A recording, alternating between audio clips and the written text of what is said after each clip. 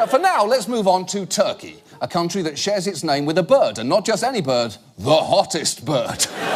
Looking good, my friend.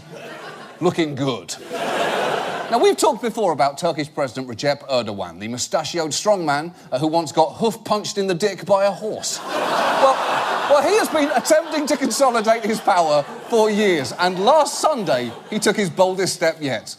President Erdogan declared victory yesterday in a referendum that gives him sweeping new powers. His critics say this is a step towards dictatorship.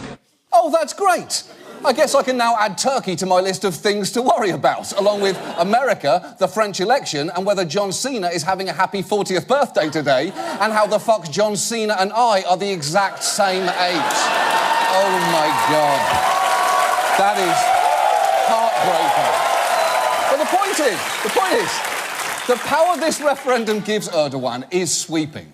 Erdogan now has broad, unchecked powers and the authority to potentially remain in office until 2029. It's true, the referendum gives Erdogan the power to do pretty much everything short of building a statue of himself with an erection that citizens will be forced to give pretend handjobs to.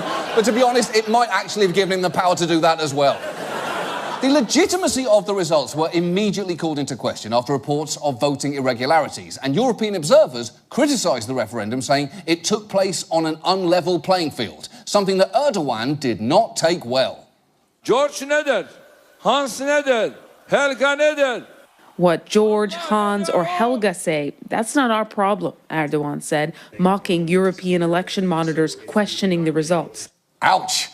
That is dismissive, especially since George, Hans and Helga sounds like a former East German folk rock group. We are George, Hans and Helga, prepared to have the sounds of peace and love administered promptly into your ears and your brains, mein Freunde.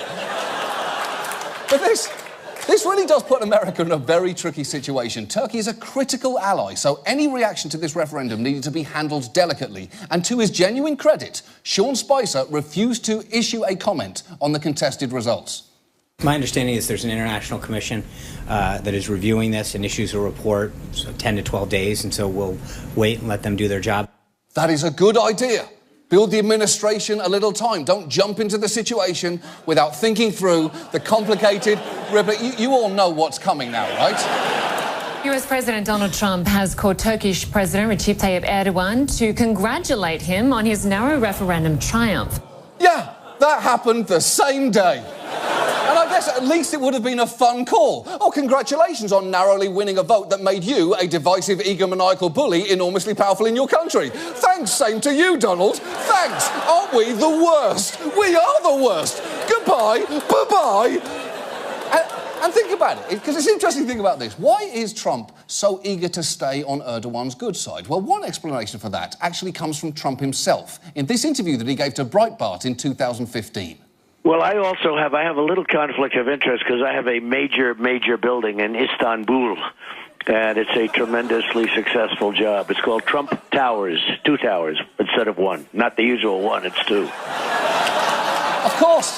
Of course to everything you just heard. Of course there's a conflict of interest. Of course it's caught on tape. Of course he pronounces it Istanbul.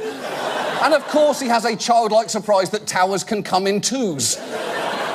And look, between his actions regarding North Korea and Turkey this week, World War III is beginning to feel like Trump's armada. It's not here yet, but it sure as shit feels like it's on its way.